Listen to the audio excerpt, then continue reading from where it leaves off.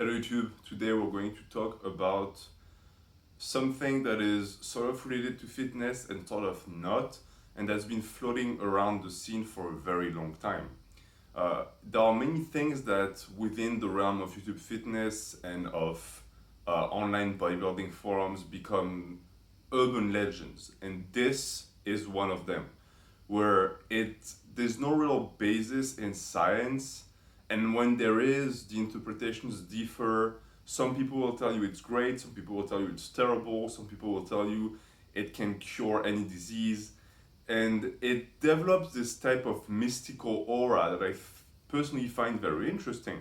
And because I have a lot of experience with that topic in particular and the evolution it has had on the online platform, I've decided to share it with you guys. So we're going to talk about cold showers. I insist on the terminology shower. I'm not going to talk about cold baths. I'm not going to talk about ice baths. Those things I've never done. I don't know anything about them. As far as cold showers go, some people will praise them as being extremely beneficial for your mental strength, for your recovery, and even for your body composition.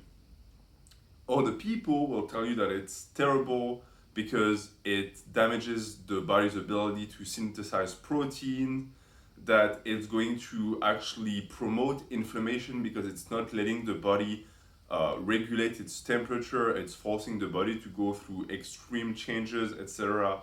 And even that it can be dangerous for your cardiovascular health. So I'm going to try and cover as many topics as I can within this one video on the topic.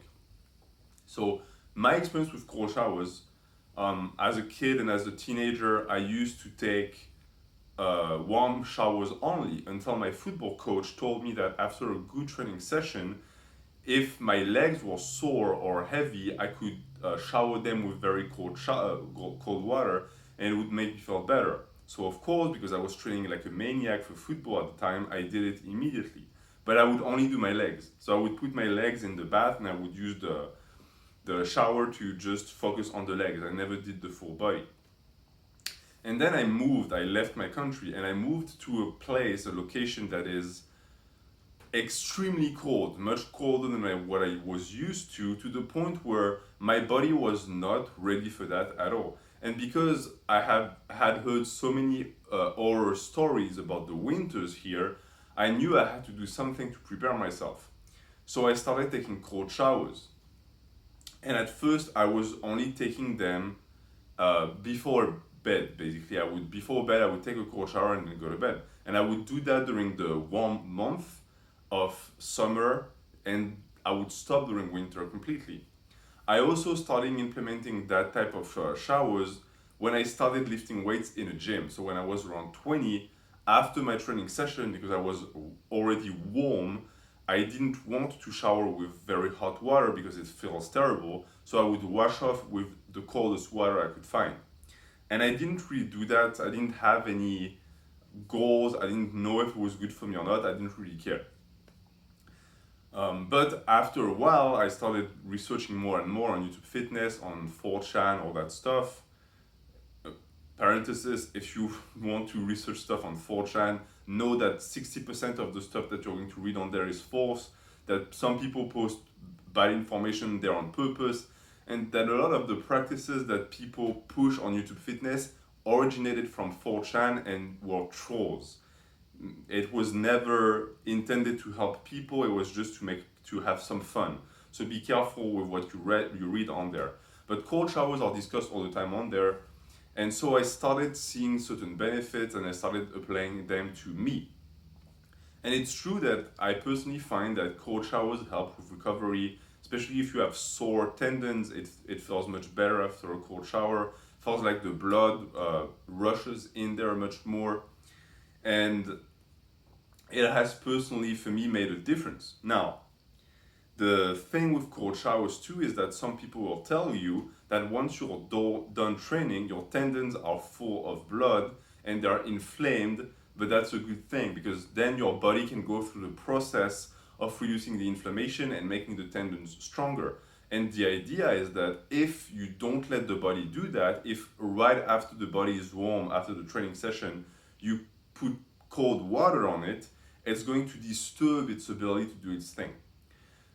Most of the studies I've seen that show that this might be true were done with cold baths or ice baths where the body was immersed very long, meaning that the body had the time to really drop its temperature because of the cold water. And that apparently had also an impact on protein synthesis, meaning that it damaged the ability of the body to repair the muscle fibers. So it would actually damage the ability of the body to grow muscles, which would be terrible. I don't think the same is true for cold showers. What cold showers do is they make the outside of the body and the outside of the muscles very cold for a short period of time, and the body immediately sends blood to rush the area and you're warm very quickly afterwards. I've even found that when it's cold outside, if you take a cold shower and then you step out, one, your body is now used to the cold, so it doesn't feel as cold, of course, but the rush of the blood makes you feel much warmer afterwards. So I don't think you should worry about that. It's not going to damage it. And personally, from the age of 20 to the age of 25 that I am now, I've put on a good 40 pounds on my body. If I manage to do that while taking cold showers every day, then most likely it doesn't damage protein synthesis. And if it does, then what should I be looking like right now, right? Should I be 280 ripped? I don't think so. So I don't think it has an impact. But I have taken them every day. I don't think there's been a day. It has been 5 years where I've been taking cold showers every single day with no interruption. And I really like them at this point. I really cannot go without them. One thing with cold showers too is that you can take them after the training. That's great. A trick that I like to use is take them before bed, because it really helps with sleep quality, because your body temperature lowers. And I can tell you that if you cannot sleep in summer, just like here, the winters are super cold and the summers are super hot. If you cannot sleep in summer because it's too warm, take a cold shower. Really let the before bed, really let the water hit the body so that it lowers its temperature, especially around the legs and the upper chest and upper back. And then quickly wipe off. Don't dry yourself all the way.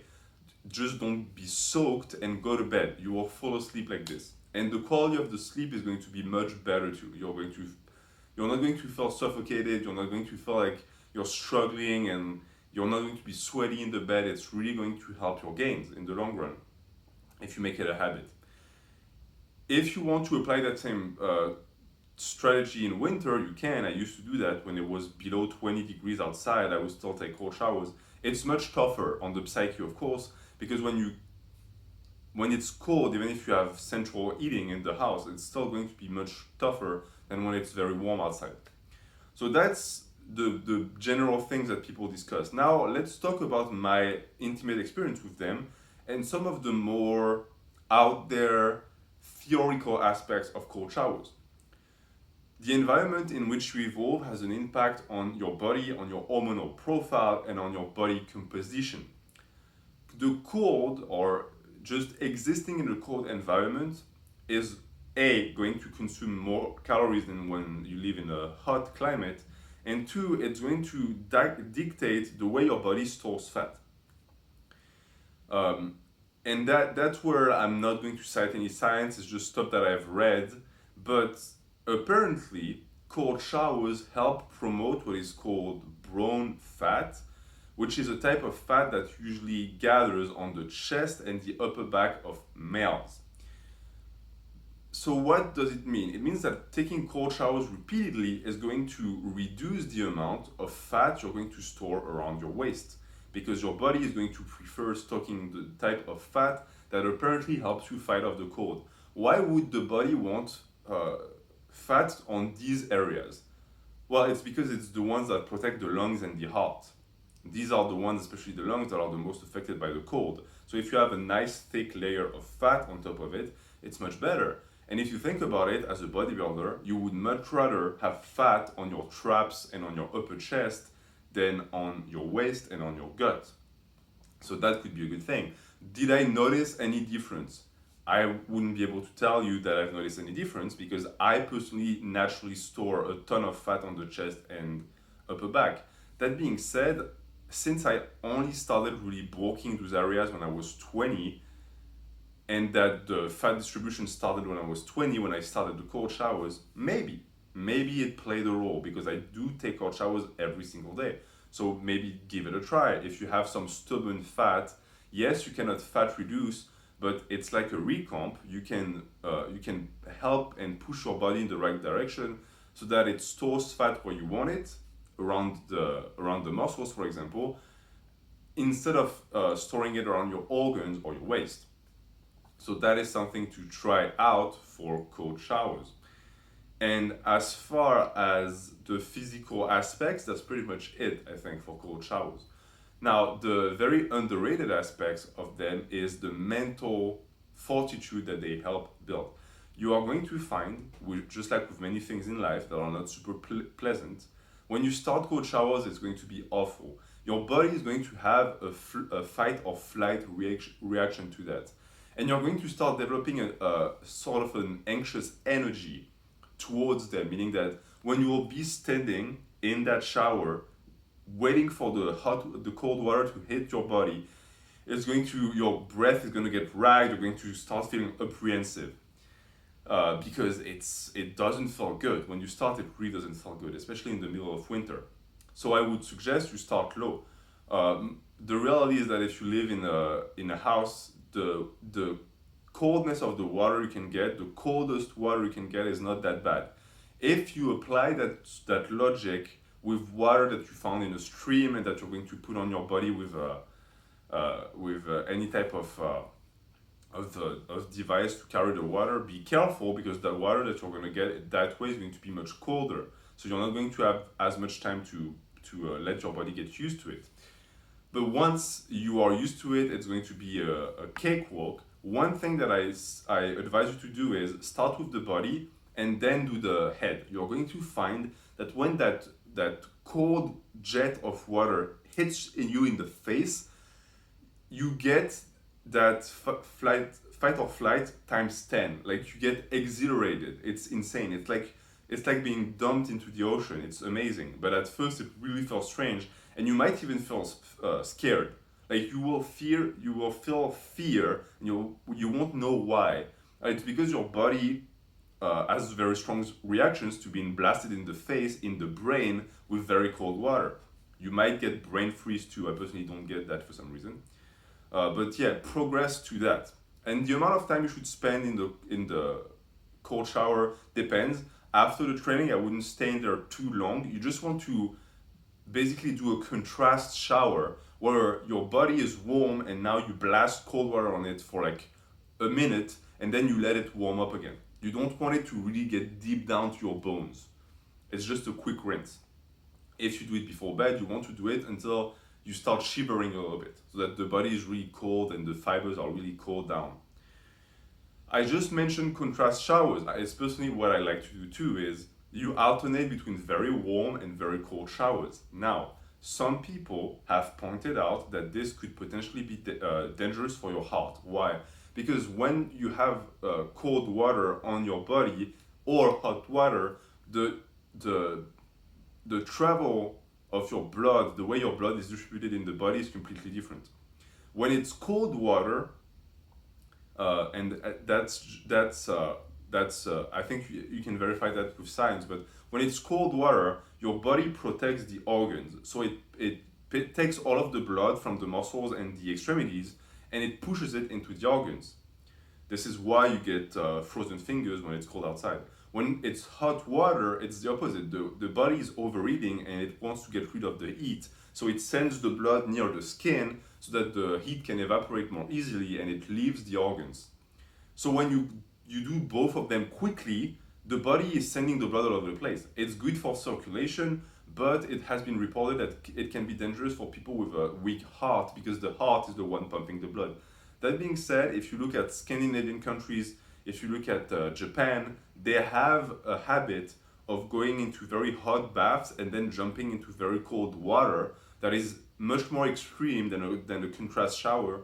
and they don't report a very high number of heart attacks. So I think you can be cautious with it, but you should be fine. And contrast showers are also a good thing to do once you are used to very cold showers. And that, to me, is a habit that is going to improve your mental strength. And it's going to, I think it has an impact on your hormonal profile, to be honest. Some people say that cold showers boost testosterone. I wouldn't be surprised if it does. And it helps with recovery.